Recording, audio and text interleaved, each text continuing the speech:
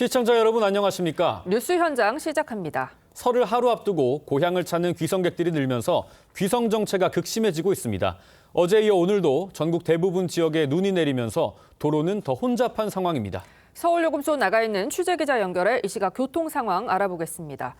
변정현 기자, 지금도 차가 많이 막히나요? 네, 지금 서울요금소엔 가벼운 눈발이 날리고 있는데요. 오전부터 귀성 차량이 차츰 늘어나면서 곳곳에서 정체가 나타나고 있습니다. 고속도로 CCTV로 이 시각 주요 구간 교통 상황 살펴보겠습니다. 영동선 여주분기점 부근에서는 강릉 방향으로 가는 차들이 제속도를 내지 못하고 있습니다. 서해안선 유람교 부근도 차가 많이 몰려 통행이 더딘 상황입니다. 지금 서울을 출발하면 부산까지는 6시간 40분, 광주 5시간 10분, 강릉은 4시간 20분이 걸릴 것으로 예상됩니다. 오늘 귀성길 정체는 낮 12시에서 1시쯤 가장 심했고 저녁 8시에서 9시 사이엔 대부분 풀릴 것으로 보입니다. 어제에 이어 오늘도 눈이 내리면서 도로가 혼잡을 빚고 있는데요. 수도권을 비롯해 전국 각지에 대설특보가 내려진 상황입니다. 기상청은 오늘 전국 대부분 지역에 많은 눈이 내릴 예정으로 빙판길이나 살얼음을 유의해 운전해달라고 당부했습니다. 지금까지 서울요금소에서 TV조선 변정현입니다. 이르면 이번 주 중 윤석열 대통령 내란 혐의 사건에 대한 재판부가 배정될 전망입니다. 현직으로는 헌정 사상 처음 구속 기소된 윤 대통령은 처음부터 각오했던 일이라고 입장을 밝힌 걸로 알려졌습니다. 신경희 기자가 보도합니다. 서울중앙지법은 이르면 이번 주 금요일 윤석열 대통령의 내란 우두머리 혐의 구속기소 사건에 재판부를 배당할 것으로 알려졌습니다. 윤 대통령의 구속기간은 기소 시점인 그제부터 최장 6개월 7월 25일까지인데 통상 구속기간 만료 전에 선고를 내리기 때문에 7월엔 윤 대통령 1심 선고가 나올 전망입니다. 다만 어떤 재판부가 맡게 될지는 변수입니다. 앞서 기소된 김용현 전 장관, 조지호 경찰청장 등 내란 중요 임무 종사 혐의자는 모두 형사합의 25부에서 재판을 받게 됐습니다. 중앙지법이 윤 대통령 사건까지 이곳에 배당하면 증거와 증인이 많아져 재판 기간이 늘어날 가능성이 높습니다. 윤 대통령은 구속 기소된 뒤 처음부터 나라를 바로잡기 위해 각오하고 시작한 일이었다고 말한 것으로 알려졌습니다. 윤 대통령은 대통령으로서 책무를 완수하기 위해 가는 길이니 국민과 함께 당당하게 대처해 나아가자는 취지로 심경을 전했다고 변호인단 관계자가 밝혔습니다. 재판 길이 잡히면은 변호인분들께서 곧 이제 보석 신청을 할 거다. 윤 대통령과 면담한 변호인단은 재판부 배당에 대비해 전략을 논의하고 보석 신청 일정 등을 조율한 것으로 전해졌습니다. TV조선 신경입니다. 네, 윤석열 대통령 서울구치소에서 설을 맞게 됐습니다. 이 구속 기소에 대한 첫 심경도 알려졌는데 측근에 처음부터 각오하고 시작한 일이다. 이런 입장을 밝혔다고 합니다. 전문가와 함께 조금 더 자세히 짚어보겠습니다. 송국권 정치평론가, 송영훈 변호사, 김진욱 전 민주당 대변인, 설주환 변호사 나오셨습니다. 안녕하십니까? 반갑습니다. 네, 첫 번째 주제 먼저 보겠습니다. 윤 대통령이 검찰의 구속 기소 소식에 측근들에게 처음부터 각오하고 시작한 일이다. 국민을 믿고 당당하게 대처하자 이런 입장을 밝혔다고 합니다. 나라를 위해서 계엄을 선포했다. 이런 기존 입장의 반복인 걸로 보여요. 그렇습니다. 어쨌든 그 뜻은 평가는 다를 수가 있지만은 네. 그 뜻은 계속 같은 입장을 보이고 있죠. 예. 그리고 이게 그제 저녁에 이 구속 기소인지 아니면 석방인지 갈림길에 있었어요. 네. 그렇죠. 그때 그 시간에 변호인들과 접견을 하고 있었는데 접견 자리에서 구속 기소가 결정됐다는 소식을 듣고 저에게를 한 겁니다. 네. 그렇다면 변호인들에게 처음부터 나라를 바로잡기 위해 각오하고 시작한 일이다 이런 이야기를 한 것은 다시 한번 이제 그 인식을 시키는 그런 상황이고 예. 본인도 법률가고 검찰총장까지 지냈으니까 네. 이 그 비상계엄을 선포를 하면 이후에 일어날 일을 여러 가지 경우의 수를 생각을 했을 거예요. 예. 그 경우의 수 중에서는 본인이 이제 구속까지 될 수도 있다는 것까지 다 생각을 했다는 이야기죠. 그런데 그것을 일단 각오를 하고 계속 그 일관되게 이야기해온 것처럼 이 민주당 그리고 야당의 어떻게 보면 이해 폭거 네. 이런 부분들 국정마비 그리고 이것을 야당에게 경고도 하고 국민에게 환기시킬 필요가 있다. 그래서 그것 때문에 계엄을 선포했다는 것을 일관되게 지금 이야기를 하고 있는 그 상황에서 예. 어차피 이제 다음 주 이 설 연휴가 끝나면은 재판도 법원이 그 재판부가 배당이 돼서 본격적으로 시작이 되고 헌법재판소 심리도 다음 주가 굉장히 중요합니다. 예. 이 군 사령관들이 지금 정인으로 출석을 하기 때문에 두 갈래의 그 심리 그리고 재판이 본격적으로 시작되는 시점에서 좀 또 국민만 믿고 가겠다 이렇게 이야기한 것은 최근의 뭐 민심 같은 거 네. 이런 것도 다 감안을 한 메시지라고 봐야 되겠죠. 네. 윤 대통령은 또 체포 당시 공수처 인근에서 분신을 시도했다 숨진 50대 남성에 대해서도 침통한 마음이다라면서 별도의 당부를 했다고 하는데요. 지지층을 향한 메시지로 볼 수 있을까요? 뭐 그렇게 일단은 보여지는데 이제 그 저분이 왜 분신을 했는가 하는 부분에 있어서 15일 날 대통령이 체포영장이 집행되는 과정 속에서 그것을 반대한다라는 그런 의미를 담아서 분신을 예. 이제 시도했던 것이고 결국 이제 사망을 하시게 된 건데 네. 저는 윤석열 대통령이 어떤 특정 그 지지층에 대해서만 이렇게 메시지를 내는 것은 바람직하지 않았다고 봅니다. 일국의 대통령을 지금 현직의 대통령이 지금 체포, 구속, 기소된 이런 마당이라면 최소한 국민에 대해서 전체적으로 사과하고 죄송하다라는 표현을 했어야 되는 게 아닌가라는 생각이 들고 지금 이 분신을 하신 분에 대해서 특별하게 메시지를 내셨는데 이분에 대해서도 사실 윤석열 대통령의 책임이 적지 않다 저는 그렇게 보고 있습니다. 윤석열 대통령께서 어떤 법적 정치적 책임에 당당하게 맞서겠다라고 말씀하셨고 네. 또 윤석열 대통령이 이 수사나 이런 부분들에 협조를 했다면 이렇게 장기간에 걸쳐서 그 관저 농성을 하지 않았다면 이런 분신 사건이 발생했을까라는 측면에서 봤을 때 사실 윤석열 대통령의 그 장기적인 이 수사 거부 또 네. 수사기관에 대한 불협조 이런 부분들이 결국에 이런 불행한 사태를 맞게 된 것이다라는 측면을 봤을 때 윤석열 대통령께서는 조금 더 진솔한 사과의 의미를 좀 담으셨으면 더 좋았겠다 네. 이런 생각이 듭니다. 예. 네, 오늘 윤석열 대통령이 비정치적인 내용으로 국민들을 향한 메시지를 낼 수도 있다 이런 보도가 있는데 그건 저희가 내용이 전해지는 대로 알려드리도록 하고 앞서 말씀드렸던 것처럼 윤 대통령 설을 구치소에서 맞이하게 됐는데 처우가 바뀌는 게 있는지 그것도 좀 궁금합니다. 네, 처우는 그대로입니다. 왜 네. 그러냐면 이제 구치소 지금은 이제 피의자에서 피고인으로 어떤 그 법적인 사법 절차상에서는 신분이 바뀌었지만 네. 구치소 내에서는 여전히 미결 수용자이거든요. 예. 그렇기 때문에 지금까지와 마찬가지로 어떤 미결 수용자의 신분으로서 구치소에서 지내게 되겠고요. 그다음에 이번에 설 연휴에는 이번 구치소 측에서는 특선 영화라든지 네. 아니면 특식을 준비하고 있지는 않다고 합니다. 그런가요? 그래서 그 설 당일날 아침 식단은 모두 떡국과 감자반, 배추 네. 정도이고 점심에는 청국장, 원두부, 무생채, 열무김치 등을 네.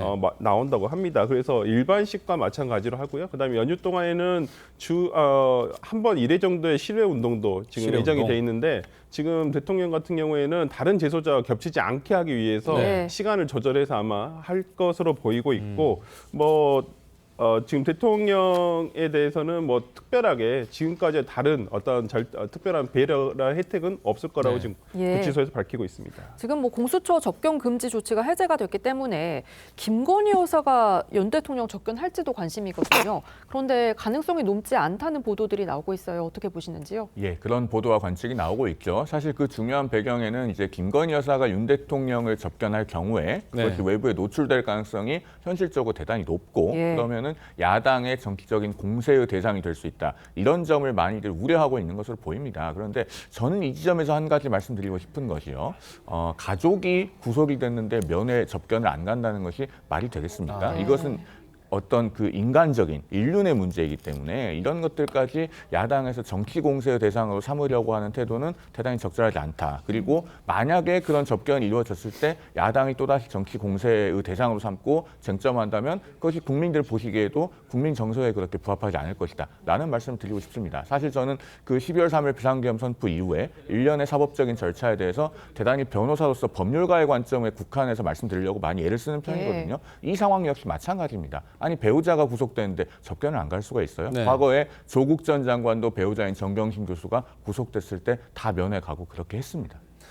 여당 의원이나 여권 관계자들은 지금 접견 제한 조치가 해제됐기 때문에 설 연휴가 끝난 직후부터 윤 대통령 접견을 할 것 같은데 윤 대통령 지금 체포 직후에 영상 메시지, 그다음에 편지, 그다음에 변호인을 통한 구술로 메시지를 지속적으로 내고 있거든요.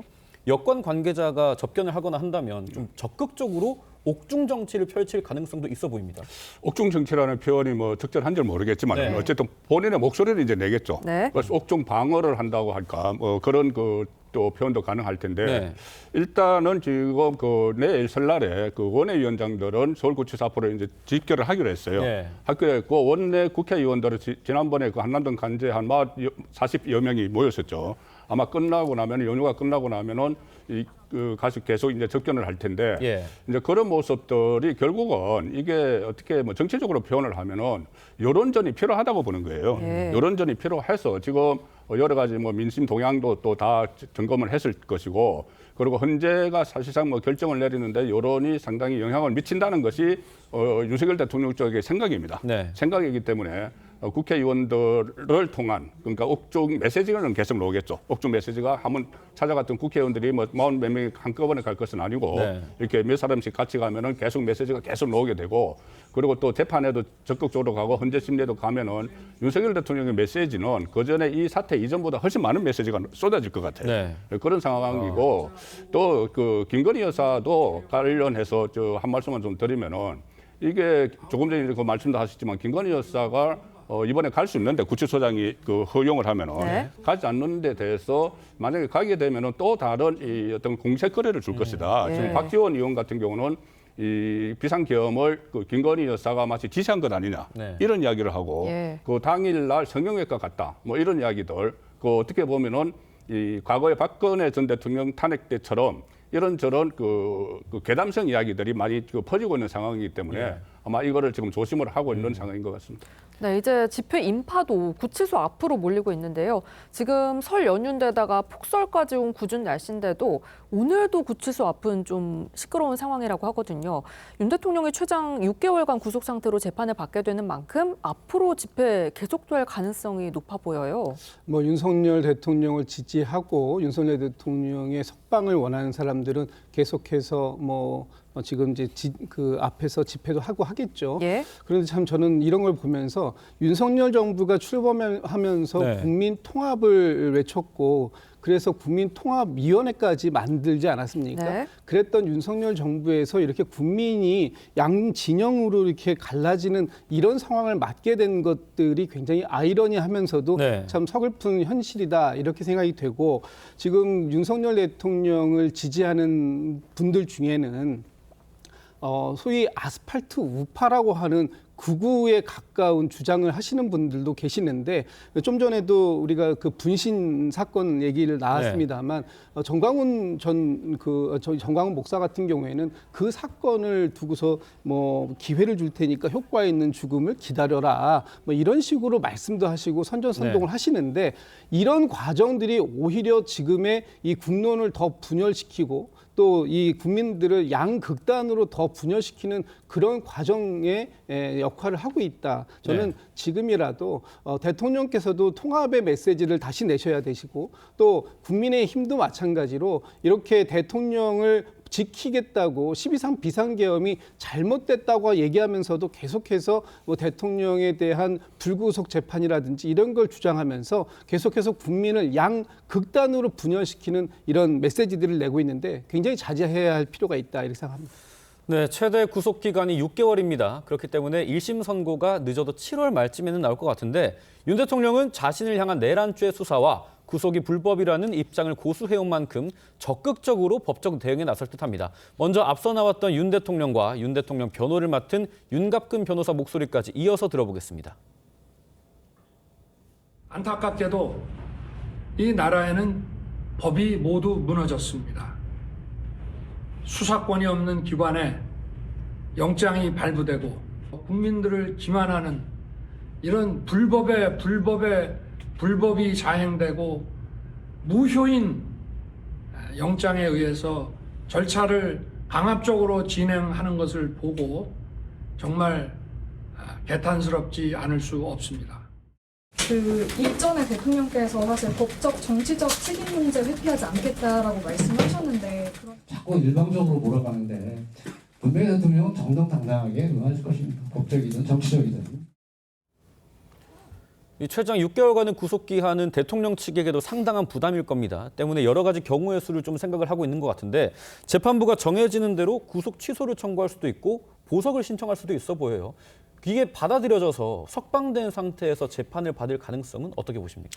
일단 변호인이 자신의 의뢰인을 위해서 최선을 다하는 것은 이해할 수 있는 일입니다. 네. 그렇기 때문에 구속 취소 청구든 뭐 보석허가 청구든 여러 가지 시도를 할 텐데 다만 현실적으로 받아들여질 가능성은 높지 않다고 보여지죠. 네. 일단 구속 취소 같은 경우에는 구속된 피고인이 1심 재판을 받는 동안에 법원이 구속 취소를 해주는 사례가 대단히 드뭅니다. 그리고 보석허가 청구 같은 경우에도 이제 김용현 전 국방장관에 대한 법원의 판단, 그리고 조지호 경찰청장에 대한 법원의 판단이 있지 않았습니까? 네. 조지호 경찰청장은 이제 혈액암 투병 중이니까 그런 그 신병이라고 하는 사정이 고려돼서 보석허가 청구가 받아들여졌습니다만 네. 김용현 전 장관의 경우에 보석허가 청구가 기각이 됐는데 사실 김 전 장관의 혐의는 내란 중요 임무 종사라는 것이고 윤 대통령의 혐의는 그것보다 한 단계 더 높은 것이기 때문에 이런 사정까지 감안해 보면은 역시나 현실적으로 보석이 받아들여질 가능성은 대단히 낮다 이렇게 예상됩니다. 네. 윤 대통령 측은 재판부에 공소 기각을 요청할 방침으로 알려져 있는데요.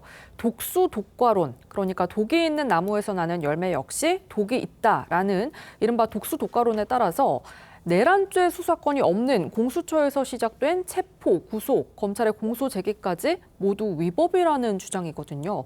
법원이 어떻게 판단할 거라고 보시는지요? 글쎄요. 이 부분과 관련해서 아마 그 윤석열 대통령 측에서 주장을 하는 것은 최대한 형식 재판을 먼저 해달라는 것이거든요. 예. 그러니까 이 재판이 내용을 들여다보기 전에 이러한 절차적 위법이 있기 때문에 오히려 공소기각 판결을 해달라라는 것인데 뭐 재판부에서는 저는 이걸 먼저 판단하지는 못할 것이라고 봅니다. 보통은 재판부에서 그러한 주장을 하게 되면 그렇게 뭐 나중에 어떠한 이 최종 결론을 낼 때 이 부분도 판단을 하겠다라고 얘기를 하고 이제 그 본안에 대해서 판단을 하는 경우가 대부분이라서 아마 대통령 측에서는 형식 재판을 먼저 해달라, 결론을 내달라고 하겠지만은 재판부에서는 이 부분을 받아들이기는 좀 어렵지 않을까라는 생각이 좀 들고요. 그리고 절차적인 부분만을 떼서 어떤 본안과 어떤 내용을 떼서 보기는 조금 어려울 거라 보입니다. 이 사건에서는 특히나 어떤 이 내란죄 그리고 나머지 그 공범들에 대한 내용들도 있기 때문에 그럼 만약에 그렇게 된다면 지금 검찰도 어차피 뭐 내란죄에 대한 수사권이 없는 것은 마찬가지거든요. 그렇기 때문에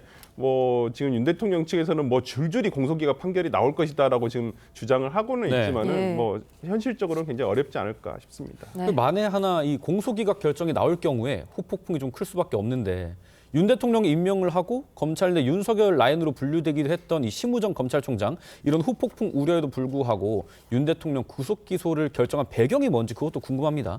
윤 대통령 결정에 따라서 검찰총장 후보자로 지명됐을 때 심 총장 목소리 한번 들어보겠습니다. 대통령실과 소통이 원활하다는 평가가 있는데 공직자는 각자의 자리에서 그 역할에 최선을 다해야 된다고 생각합니다. 검찰총장이 검찰의 정치적 중립과 관련된 얼마나 중요한 역할을 하는지 잘 알고 있고 그 역할을 다하도록 최선을 다하겠습니다. 네, 심우정 총장 긴급회의 후 6시간 가까이 그야말로 장고 끝에 윤 대통령 구속 기소라는 결단을 내렸는데요. 어떤 부분이 심 총장 결단의 주요 배경이 됐을 거라고 보시는지요? 그러니까 그 심 총장이 구속 기소 직전에 전국 검사장 회의를 소집하지 않았습니까? 네. 사실은 굉장히 이례적인 상황이다. 이렇게 이 하나의 사건을 가지고 물론 윤석열 대통령의 사건이 굉장히 중요한 사건입니다만 그럼에도 불구하고 이 검찰의 특수본에서 그 수사를 맡아서 기소까지 해야 되는 이런 상황 속에서 검사장 회의까지 소집할 정도로 아마 큰 심적 부담을 느꼈을 것이다라는 건 보여지는데 다만 이 심우정 총장이 고민했어야 될 지점은 여전히 여론에서 윤석열 대통령의 12.3 비상계엄은 위헌적이고 위법적이다라는 부분이 높게 나온다라는 부분이었을 겁니다. 그리고 또 한 가지 고려점은 지금 윤석열 대통령이 내란 우두머리 혐의를 받고 있는데 윤석열 대통령과 같이 이번 12.3 비상계엄의 중요한 임무를 맡았던 사람들 한 10여 명 정도가 지금 모두가 다 구속되고 기소되어서 지금 재판에 넘겨지고 있는 과정들이거든요. 그렇다면 윤석열 대통령이 이 모든 행위의 최종 책임자인데 윤석열 대통령을 불구속 상태에서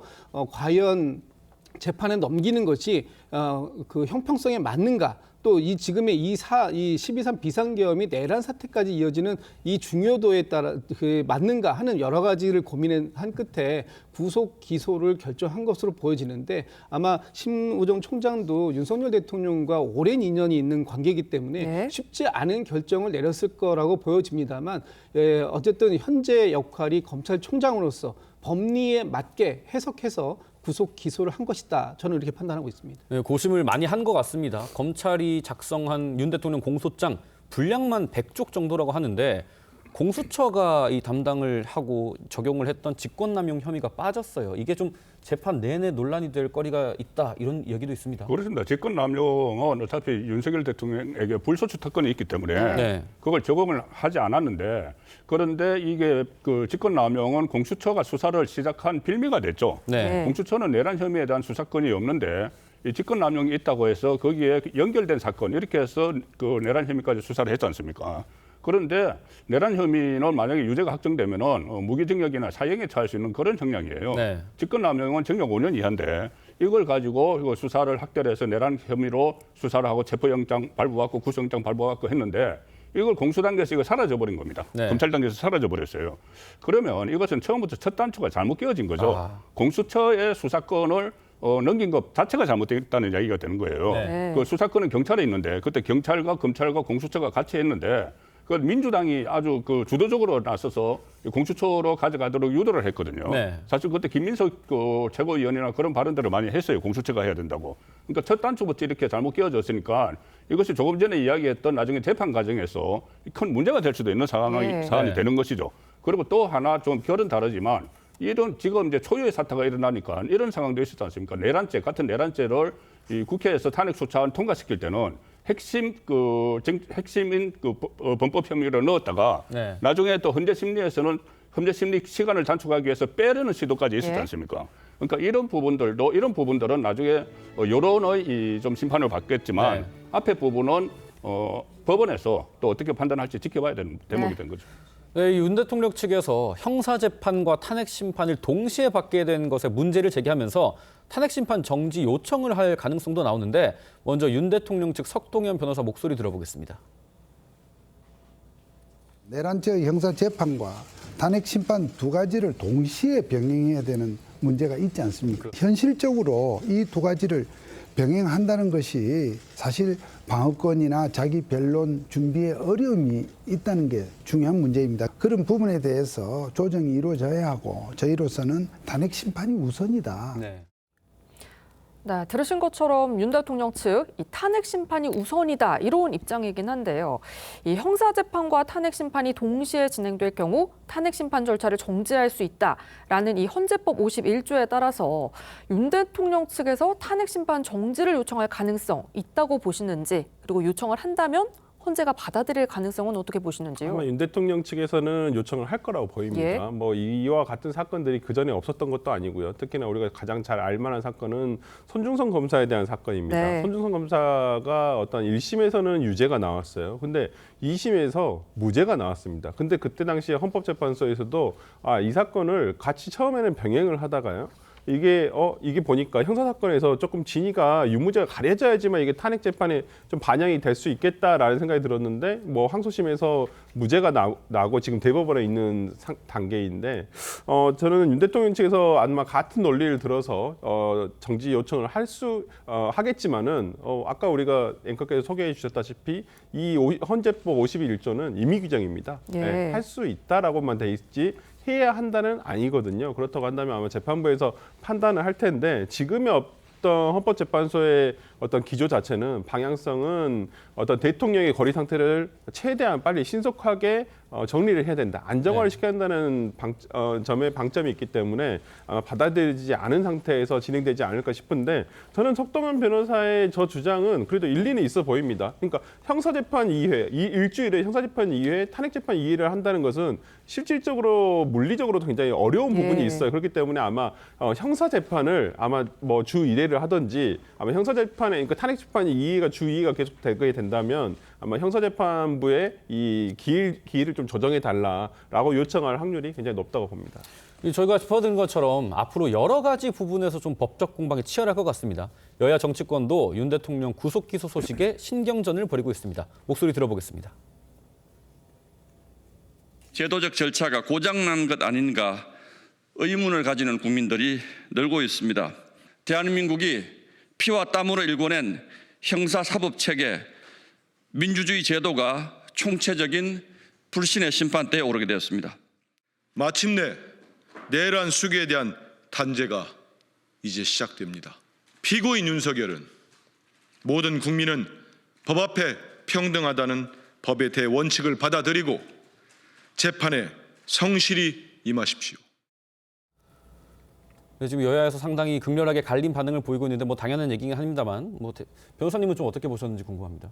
일단은 지금 질문 한 번만 다시 해주시겠습니까? 네, 지금 여당 쪽에서는 이 윤 대통령의 구속 기소가 제도적 절차가 고장났다. 그리고 의문을 가진 국민들도 늘고 있다라고 하고 반면에 이 더불어민주당 쪽에서는 내란 수괴를 향한 절차가 가속화되고 있다. 이렇게 좀 상당히 강도 높은 비판을 하고 일단 있거든요. 이 야당의 반응을 보면은요, 이제는 단죄를 이야기하는 시간은 지나갔다고 봐야 됩니다. 네. 계속 이렇게 단죄만 이야기했을 때는 이제 국민들의 시선은 사실 그 12월 3일 비상계엄에 관련된 사법 절차라든가 탄핵 심판 같은 것이 일단락된 뒤에 대한민국에도 이미 시선이 미치고 있거든요. 네. 우리가 뒤에 여론조사 살펴보겠지만 이미 국민들은 있을지 없을지 불확실하지만 조기 대선을 전제로 한 여론조사에도 응답을 하고 있어요. 예. 자, 그런 상황에서 계속 야당이 이 단죄만 외칠 때 지금은 이제는 사법의 시간으로 넘어가지 않았습니까? 네. 그런데 계속 이 사건을 정쟁화하려는 것에 대한 반작용이 분명히 있을 것이다라는 생각이 들고요. 한편으로는 여당도 이제는 어쨌든 대통령이 기소가 됨으로써 법원의 시간으로 넘어간 만큼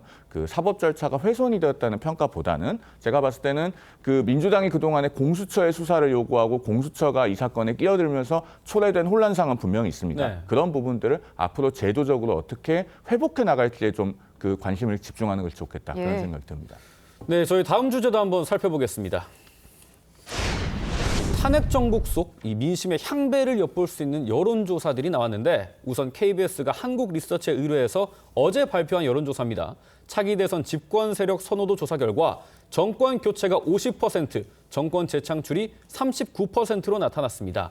정권을 교체하자는 여론이 정권 재창출 여론보다 11%포인트 오차범위 밖에서 앞선 건데 송국권 평론가님은 이 여론조사 결과 좀 어떻게 보셨는지 궁금합니다. 일단 저희들이 이런 사태가 있기 전에도 항상 대선을 한 1, 2년 앞두면은 정권 교체를 찬성하느냐, 정권 연장이 좋으냐 이렇게 물어보는 여론조사가 있어요. 네. 그때는 항상 평균적으로 한 6대4 정도로 교체해야 된다는 게 많아요. 왜 그러냐면은 국민들은 일반적으로 정권에 대한 견제를 하기 때문에 정권이 이 상황에서 거의 중간평가식으로 하면 거의 다 6대4 아니면은 5.5대 4.5 정도가 나옵니다. 그런데 지금은 아주 특이한 상황이죠. 특수한 상황이고 현직 대통령이 구속이 돼 있고 이 상황인데 여론조사 결과가 지금 이 조사는 한 6대4 정도로 나온 것이죠. 6대4 정도 나온 건데, 네. 5대4 정도 나왔네요. 네, 5대4 정도 나왔는데, 이것도 지금 상황에서는 민주당으로서도 좀 긴장을 해야 되는 상황이다. 이게 일반적으로 이런 사태가 있기 전에 나오는 정도의 저는 비율이라고 보거든요. 5대4 정도는. 그런데 지금 상황에서 이 조사만 기준으로 하면은 5대4, 그러니까 4대5, 정권 재창출이 40% 가까이 갔다는 것은 지금 민심의 흐름을 어떻게 보면 한쪽 편으로 반영을 하고 있다. 민주당은 긴장해야 된다. 그렇게 봅니다. 긴장하고 계십니까? 예, 민주당도 지금 이 상황 속에서 바로 조기 대선 체제가 된다면 사실은 굉장히 보수, 진보 양 진영으로 이 지지도가 최대한 지금 결집되고 있는 상황이기 때문에 이 상황에 대해서 안심할 수 있는 그런 단계가 아니라고 보여지고요.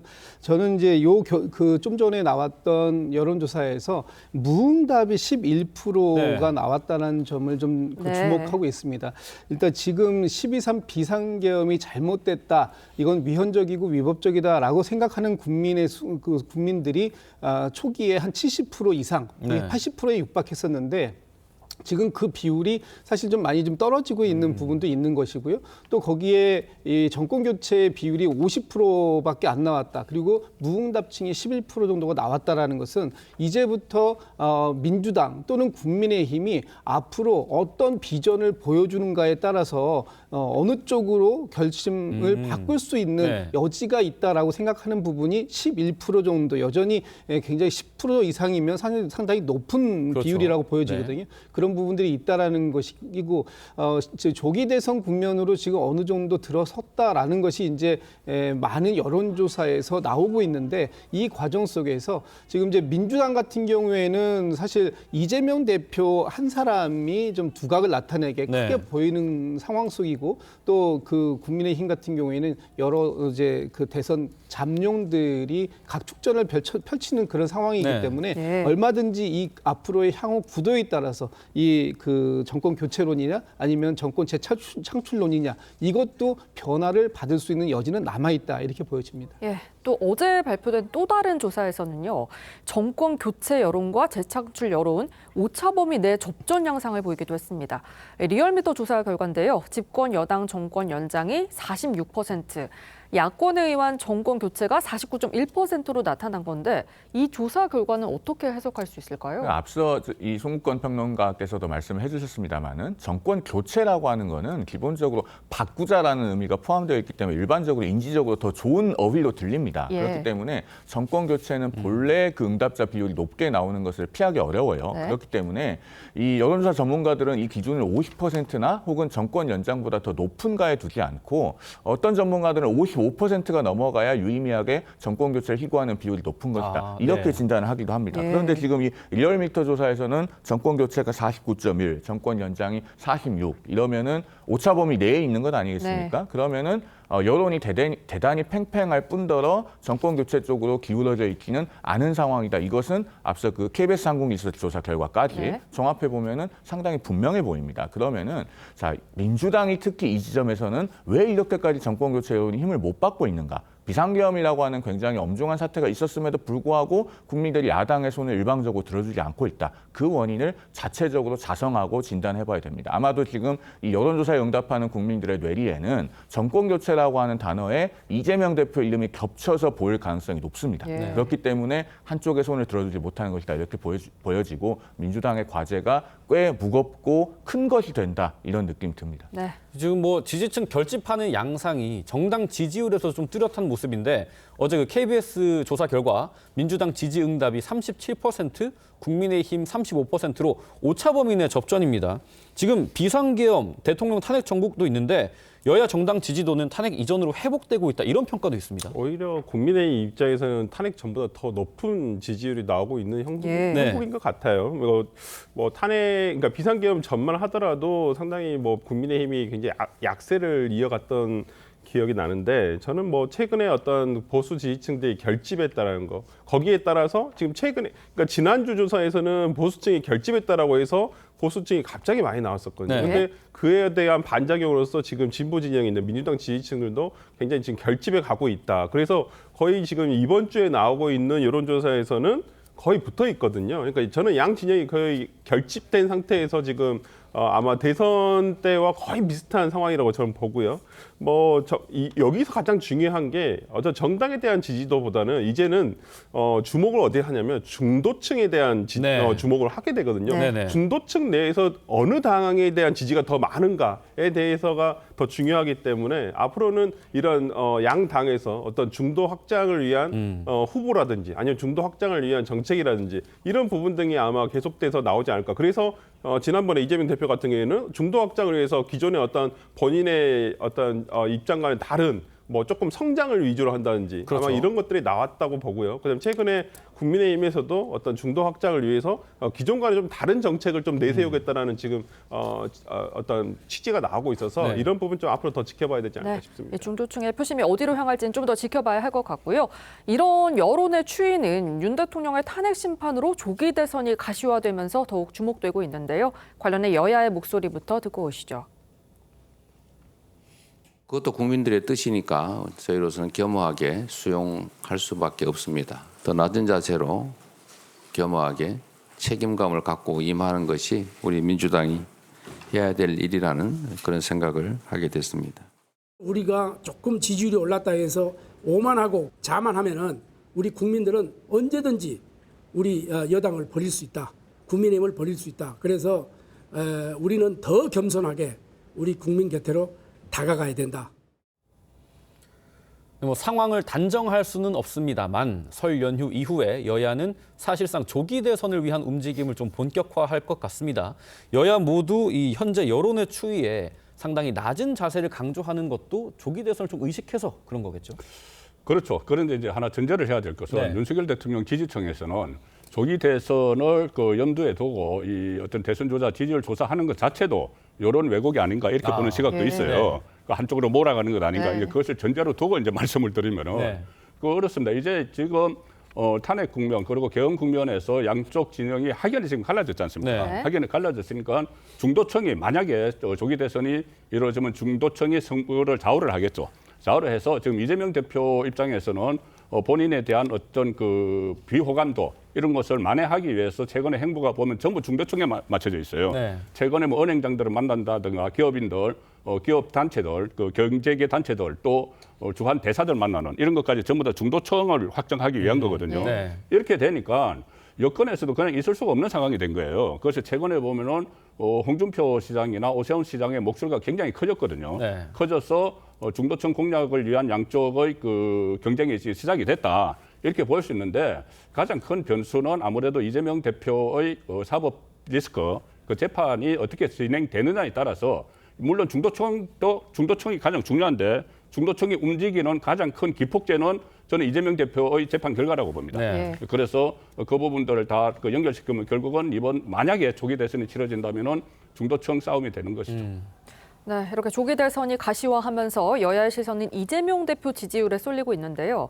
어제 발표된 이 KBS 조사 결과 이재명 대표는 차기 대선 주자 선호도에서 35%를 차지하면서 14%의 김문수 고용노동부 장관, 7%의 한동훈 국민의힘 전 대표를 크게 앞섰고요. 양자 대결에서도 이재명 대표 40% 중반대 지지율을 얻어서 오세훈 서울시장, 홍준표 대구시장 등 여권의 모든 후보 오차 범위 밖에서 이기는 결과가 나왔습니다. 아직까지는 이 대표에 대적할 만한 후보가 없다고 봐야 될까요? 뭐 그렇게 보여지죠. 이재명 대표 같은 경우에는 직전에 있었던 대선, 22년도 대선에서 민주당의 후보였었고 또 지금도 민주당의 대표를 지내고 있지 않습니까? 그러면서 굉장히 단단한 그런 지지를 견고하게 유지해 오고 있는 그런 상황이기 때문에 아마 이재명 대표에 대해서 국민의힘에서 뭐 여러분들이 지금 뭐 어떤 경쟁을 펼치려고 하고 있습니다만 민주당 내에서는 어쨌든 민주당의 이재명 대표가 굉장히 단단한 견고하게 이 자리를 지키고 있다라는 것인데 앞으로 문제는 이재명 대표도 지금의 이 지지를 조금 더 확장력을 가지고 중도 확장력을 가지기 위해서 실용주의라든지 또는 이 흑묘 백묘론 같은 이런 얘기들을 갖다가 이제 더 많이 이제 가지고 나올 것인데 문제는 국민의힘의 아직 이 후보가 결정이 안 된 상황이기 때문에 후보가 결정되면 지금의 저 지지율은 아무 의미가 없는 것이 됩니다. 양 당의 지지율이 거의 팽팽하게 초접전의 양상을 펼칠 것이고 22년도에 0.73% 한 25만 표 정도의 차이가 나지 않았습니까? 이번에 조기 대선이 생긴다고 하더라도 아주 압도적으로 어느 한 진영이 승리하기는 굉장히 어려운 상황이기 때문에 이재명 대표도 여전히 숙제는 있다 이렇게 보여지고요. 국민의힘에서 앞으로 어느 쪽으로 후보가 결정될지, 그러니까 이를테면 김문수 후보가 가지고 있는 우파 중심의 성장을 가지고 갈 것인지, 아니면 한동훈 대표가 가지고 있는 약간 반윤적인 색채 이런 쪽에서 힘을 얻게 될 것인지, 앞으로 국민의힘의 이 후보에 결정되는 양상에 따라서 이재명 대표의 입지도 또 조금 차이가 있을 수 있다 이렇게 보여집니다.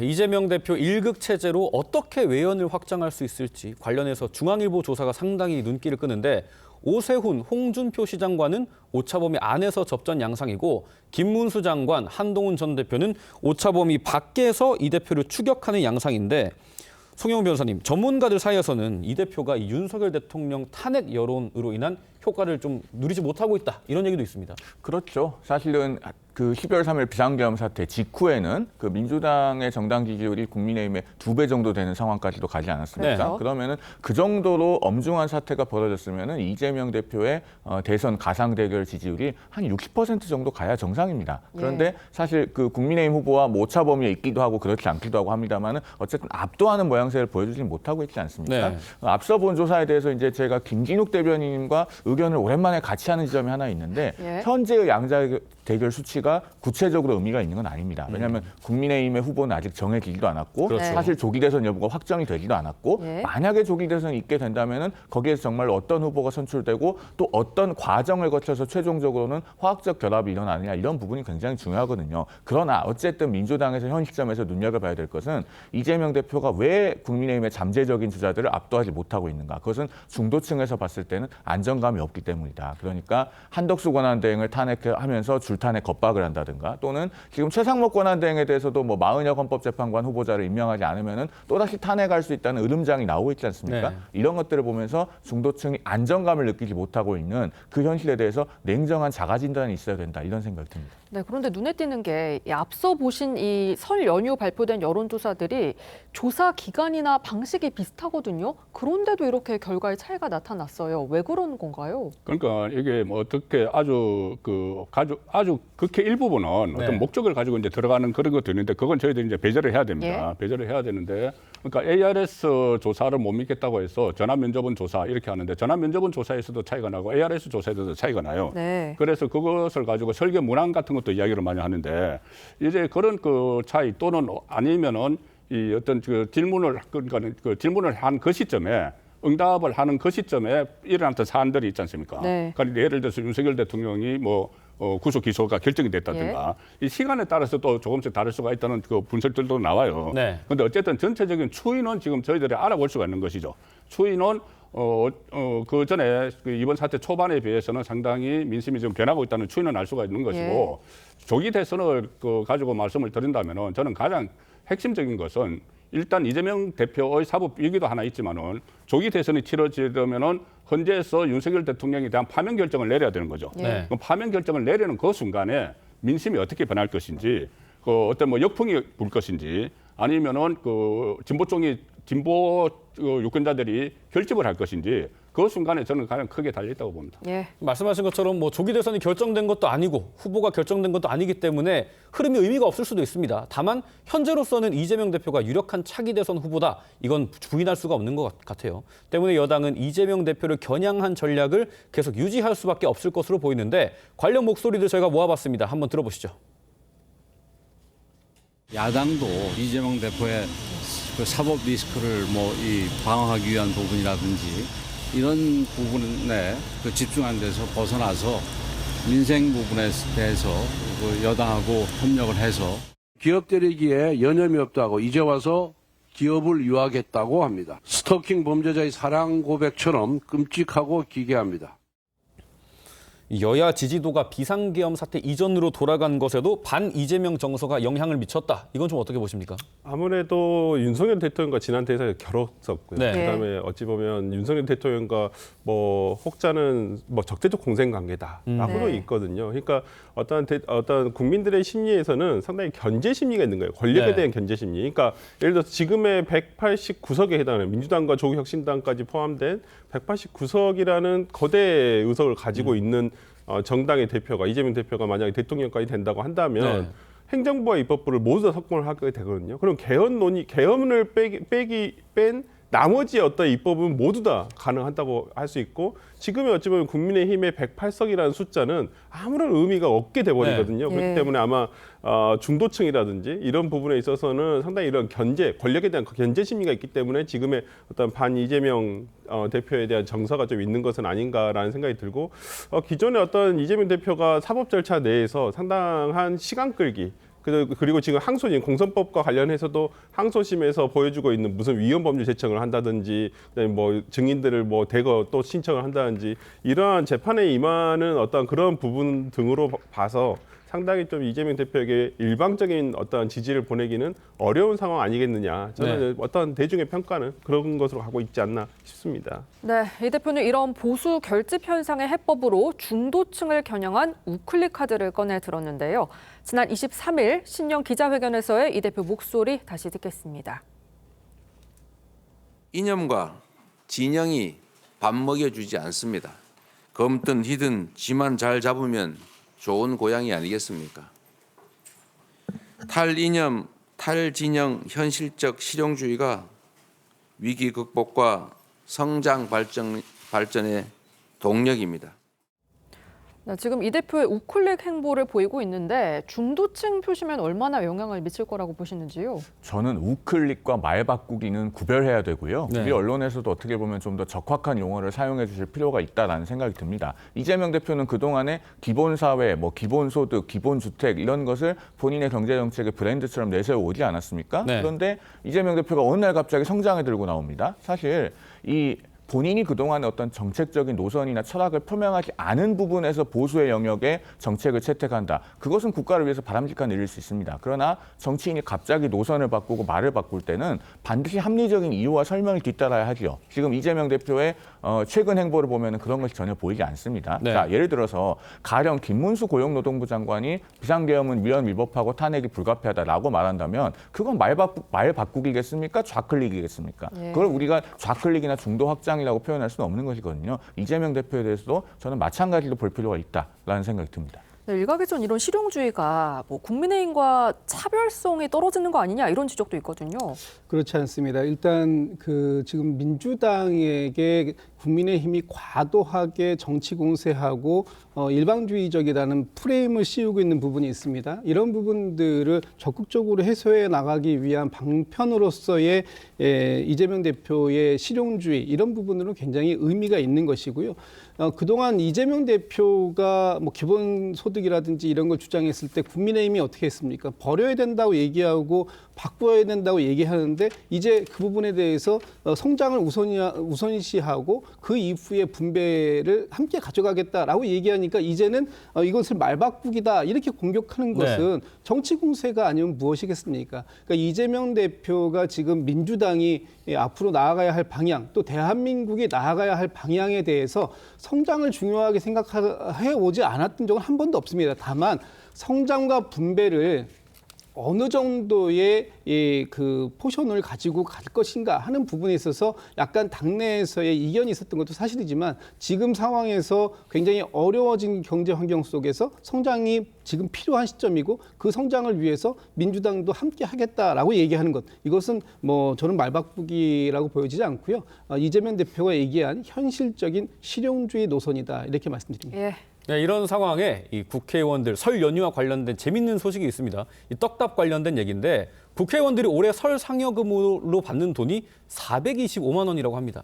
직장인 평균 78만 원의 5배나 넘는 금액인데 국민 정서랑 좀 상당히 괴리가 큰 것 같습니다. 그렇습니다. 그래서 어쨌든 국회의원들 세비를 깎아야 된다는 이야기는 철마다 나오는 이야기인데 국회의원들의 연봉이 한 1억 5,690만 원 됩니다. 그다음 또 다른 지원금들도 있어요. 그런데 이 설과 추석 때 그러니까 월 급여의 60%를 그 상여금으로 줍니다. 상여금으로 주는데 그러니까 설 때 425만 원, 추석 때 425만 원을 받는 거예요.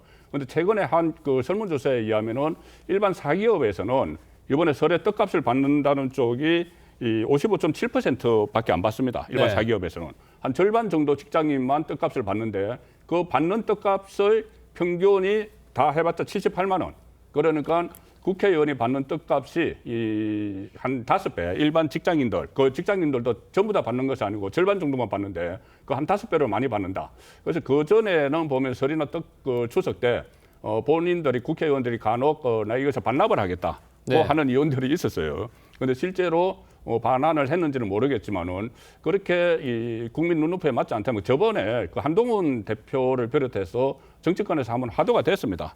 좀 세비를 좀 절감을 해야 된다는 그런 것들이 있는데 좀 국회 전국이 안정이 되면 저 문제도 처음부터 한번 짚어볼 필요가 있다고 저는 봅니다. 네. 네, 지금 네 분 말씀 여기까지 듣겠습니다. 오늘 말씀 감사합니다.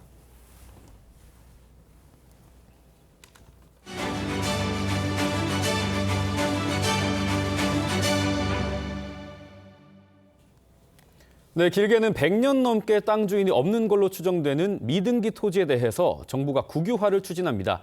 여의도 면적의 187배, 2조 2천억 원이 넘는 규모입니다. 이른바 금싸라기 땅이라는 서울 명동에도 이런 땅이 있었는데 구민성 기자가 직접 찾아가 봤습니다. 전국에서 통행량이 가장 많은 곳 중 한 곳인 서울 명동의 한국은행 앞 오거리.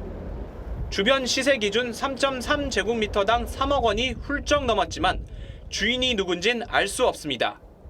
명동의 또 다른 두 필지도 마찬가지입니다. 서울 명동 중국대사관 앞 맛집 골목입니다. 제가 지금 걷고 있는 이 거리는 일제강점기 이후 주인이 없는 미등기 땅입니다. 이번에 소유주가 확인될 경우 현 시세에 맞게 보상을 받게 됩니다. 이 같은 미등기 토지는 전체 국토의 1.6%, 여의도 면적의 187배로 공시지가로 2조 2천억 원에 달합니다. 권익위는 이 같은 미등기 토지를 국유화하는 특별법을 만들어 추진하기로 했습니다. 1960년 등기를 의무화한 민법 시행 이후에도 사망이나 월북 등으로 등기를 하지 못한 토지들이 해당됩니다. 일제시대에 제정된 거기 명의인으로 등재된 분들이 우선 이제 증명이 가능한 것인데 사적 명의인의 후손들이 그것을 증명하셔야 될 것으로 생각이 됩니다. 그동안 미등기 토지가 개발 사업에 포함되면 주인을 찾을 수 없어 사업 자체가 취소되는 사례가 적지 않았습니다. 투자 일치도 받고 공모 사업에도 도전했는데 그 중간에 미등기 토지들이 섞여 있으니까 소유권이 불명확해서 사업 추진에는 아주 어려움이 많습니다. 특별법엔 국유화한 뒤 소유자가 나타나도 소유권을 돌려주거나 보상금을 주는 방안을 담을 예정입니다. TV조선 구민성입니다. 네, 땅 주인이 없는 걸로 추정되는 토지 2조 2천억 원 정도라고 하는데 진짜 소유자가 나타난다고 해도 100년 넘게 등기가 이루어지지 않은 땅들이어서 좀 입증을 하기가 어려워 보이는데 어떤 식으로 확인을 해야 됩니까?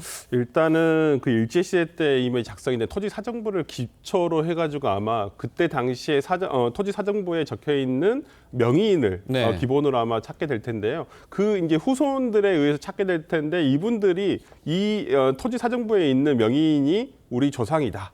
이것을 입증을 해야 된다는 얘기거든요. 네. 그러니까 쉽지는 않을 것이라 봅니다만은 기존의 그러니까 과거에 있었던 호적이라든지 아니면 재적등록부 이런 것들을 바탕으로 해가지고 아마 조상과의 어떤 후손임을 입증하게 되면 이러한 부분에 있어서 진정한 소유자로 인정받아서 아마 국가로부터 소유권을 받지 않을까 싶습니다. 네, 뭐 다른 땅들도 땅인데 특히 명동에 주인 없는 땅에 눈길이 가거든요. 뭐 주인이 나타나면 보상금 상당할 것 같은데. 그렇습니다. 저희들이 매년 접하는 기사가 하나 있어요. 뭐냐면은 전국의 공시지가가 발표가 될 때 가장 비싼 지가는 명동이다. 이게 항상 나왔거든요. 그렇죠. 그런데 올해도 그 명동의 네이처 리퍼블릭 부지 인근 명동 일대 토지가 1위부터 8위까지 다 차지를 했어요. 네. 높은 공시지가. 그러니까 상당히 비싼 땅인데 조금 전에 설명하신 이 미등기 그 토지 중에서 명동에도 그 땅이 있습니다. 그 아직 주인이 알려지지 않은 가장 비싼 곳인데 명동의 땅이 세 필지가 있어요. 세 필지가 있고 약 315평 규모. 그러니까 이 공시지가가 지금 한 평당으로 하면 평당 5억 9,565만 원 정도 됩니다. 그러면 이것을 다 합하면은 한 소유주가 만약에 나타나면 400억 원 정도의 보상금을 지급을 하게 되는데 소유주가 본인이 이 소유를 하고 있는지 알지 모를 가능성이 상당히 크죠. 그렇죠. 그래서 아마 여러분들은 한번 찾아볼 것 같습니다. 네. 그러니까 지금 저희 자막에도 나갑니다만 혹시 우리 조상이 남긴 땅을 갖고 있는 거 아닌가 이렇게 궁금한 분들 계실 텐데 확인을 좀 해보고 싶은 분들은 어떤 절차를 거쳐야 되나요? 아무래도 법률 전문가를 찾아가시는 게 가장 좋을 것 같긴 하고요. 네. 지금도 조상 땅 찾기라는 그 정부에서 공식적으로 운영하는 홈페이지가 있습니다. 그래서 지자체를 통해서 우리 조상의 땅이 혹시나 모르는 땅이 있을까 싶어서 이러한 부분에 대해서 본인이 후손임을 입증하면 지금도 조상 땅 찾기는 가능한데요. 지금 우리가 방금 기사에서 본 것과 같은 미사정 등기에 대한 사정 토지에 대해 미등기 사정 토지에 대한 것은 좀 특별법이 좀 제정이 돼야 될 것 같습니다. 그래서 지자체에 본인이 어떤 조상이 우리 조상이 이러한 땅이 있었던 것 같더라라고 확인을 요청을 하면 아마 지자체를 통해서 어떤 이러한 부분 입증을 통해서 아마 확인이 되면 아마 소유권을 받지 않을까 싶습니다. 네, 이번에는 화제를 좀 바꿔서 안방극장을 신나는 트롯 열풍으로 물들이고 있는 미스터 트롯 관련 소식 짚어보겠습니다.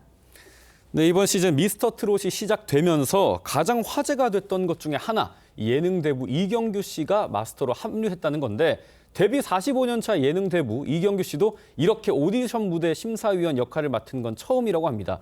그래서 이 심사평 때문에 방송 전부터 임영웅 씨 보컬 선생님까지 수소문을 해서 트로트 강의를 들을 정도로 상당히 준비를 많이 했다고 합니다. 저는 이경규 씨가 충분히 할 만한 저는 자격이 있다고 봅니다. 네. 우리가 과거에 정말 히트작이었던 복면가왕이라는 영화가 있었거든요. 예. 거기서 보면 차태현 씨가 복면을 쓰고 어떤 트로트 가수 2차선 다리라는 노래를 네. 부르거든요. 그래서 저는 이번 미스터 트롯 3에서 이경규 씨가 이걸 마스터의 자격으로서 어떤 심사를 하는 걸 보고 네. 정말 잘 하시겠다. 그리고 이경규 씨는 정말 직설을 하시잖아요. 네. 가끔은 독설에 가까울 만큼 그렇죠. 직설을 하시기 네. 때문에 저는 또 다른 심사위원들과는 다른 오히려 이경규 씨만의 좀 독특한 심사평으로서 상당히 시청자들의 눈길을 사로잡을 것이다 예상을 했는데 역시나 항상 이경규 씨의 멘트 하나하나마다 정말 시청자들의 눈길을 잡고 있는 것은 사실인 것 같습니다. 네. 네, 이경규 씨는 방송 전 임영웅 씨 보컬 선생님한테 트로트 과외까지 받았다고 하는데요.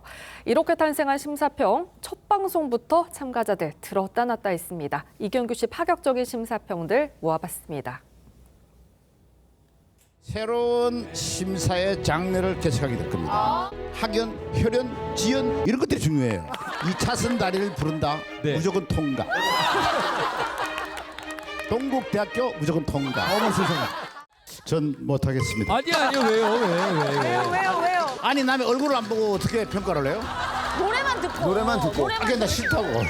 이 오비부만 따로 드러내가지고 프로그램을 따로 해야 됩니다. 그 TV 조선에서 뭐 하는 겁니까? 예. 예? 제가 먼저 말씀을 썰이나 돼가지고 말이야 오비팀을 넣고 예. 투 때부터 넣었어야죠. 그러니까요. 저희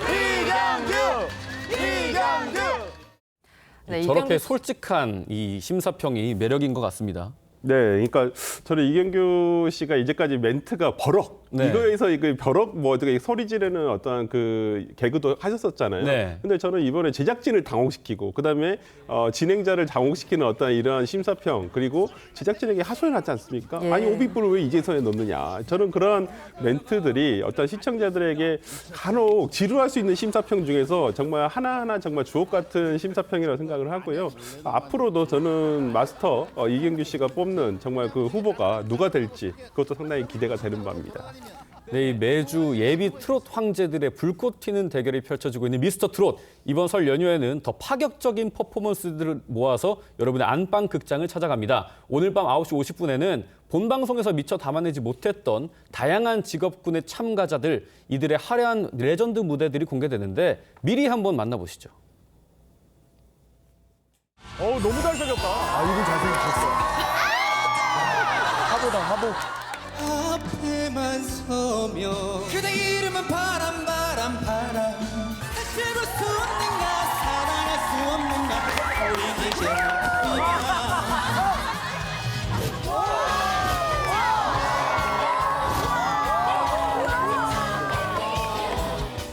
아이탄 네가 빠졌다며 덩실더덩실 너무 멋있어. 주던 우리 아버지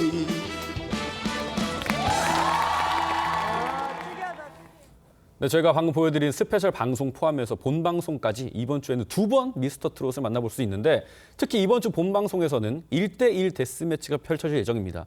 좀 상당히 명승부가 펼쳐질 걸로 보여요.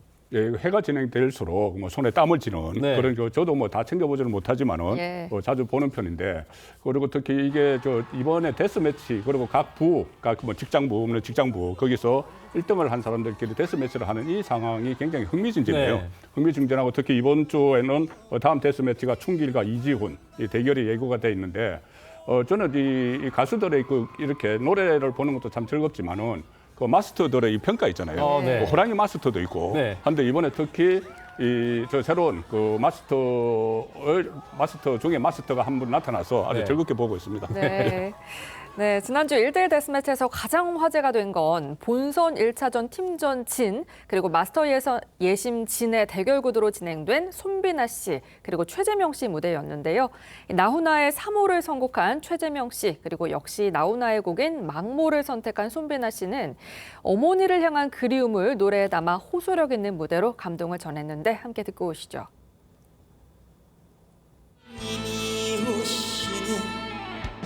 길목에 서서 사모하는 가슴앓이 하신다면은 오소서 이미여 님이시여 집사게 오소서 할아버지 술에 취해 이리 비틀 저리 비틀 갑작스레 소나비가 엉클어진 내 머리 후둑후둑 떨어지고 어이여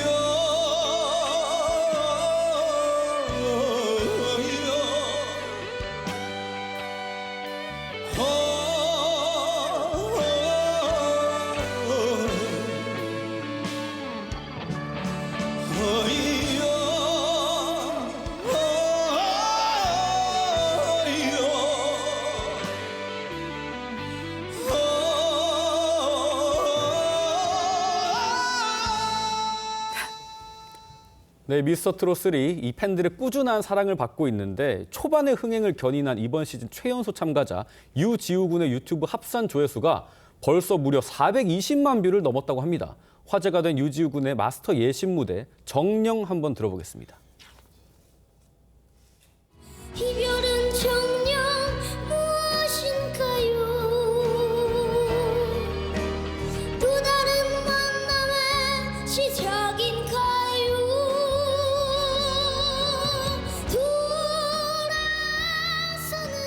네, 지금 우리 유지우 군의 경우에는 미스터트롯 시즌 1의 우승자인 임영웅 씨와 비교하는 평가도 나오고 있어요. 네, 그러니까 제가 어저께도 소개드렸듯이 어제 저는 지난 무대에서 정령이라는 노래를 들으면서 상당히 감동을 받았었는데요. 네. 저는 무슨 천재, 그러니까 이 무대에 대해서 천재적이다라는 말도 있고 네. 정말 종교의 목소리 같다라는 그 마스터의 어떤 평도 있었거든요.